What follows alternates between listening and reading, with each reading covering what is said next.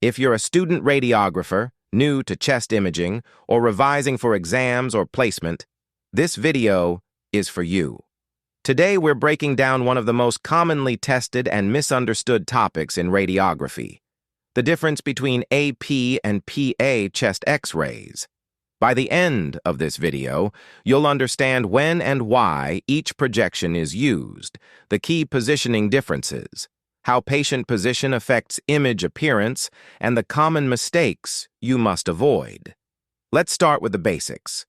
AP stands for antero-posterior.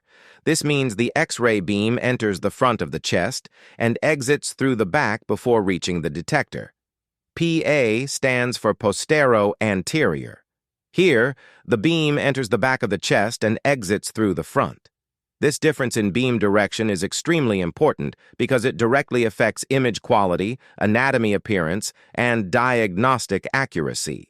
The PA chest X-ray is considered the gold standard projection. The patient is standing upright and facing the detector, with the front of the chest placed directly against it. The chin is raised and positioned clear of the lung fields, and the hands are placed on the hips or around the detector. The shoulders are rolled forward. This moves the scapulae away from the lung fields and improves visualization. The exposure is taken on full inspiration. This allows maximum lung expansion and better assessment of the lung fields.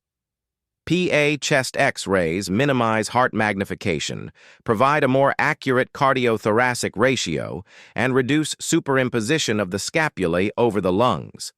For this reason, PA projections are preferred for ambulatory and outpatient imaging whenever the patient is able to stand. Now let's look at the AP chest X-ray. AP projections are used when the patient cannot stand or sit erect. This includes patients in intensive care, trauma patients, and those who are very unwell or immobile. In an AP chest X-ray, the patient is usually supine or semi-erect, with the detector placed behind the chest and the X-ray tube positioned in front. Positioning is often compromised due to pain, reduced mobility, or medical equipment. Inspiration may also be limited, which can reduce lung expansion and overall image quality. Because of this, AP chest X-rays are not ideal for routine imaging, but they are essential when patient condition does not allow a PA projection. One of the most important differences between AP and PA chest X-rays is heart size. On an AP chest X-ray, the heart appears magnified. This can falsely suggest cardiomegaly.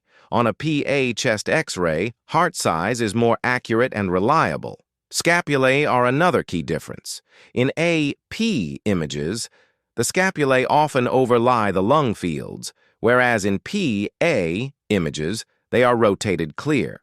Clavicles in AP projections may appear higher and more horizontal, while PA projections show more symmetrical positioning. A common mistake students make is diagnosing pathology without first identifying the projection. Never call cardiomegaly on an AP chest X-ray. Always assess projection type, inspiration, positioning, and rotation before interpreting anatomy or pathology. If you're ever unsure, look at scapula position, heart size, and whether the patient was erect or supine. Understanding the difference between AP and PA chest X-rays is essential for safe imaging and accurate diagnosis. If you found this video helpful, subscribe for more radiography content, and I'll see you in the next one.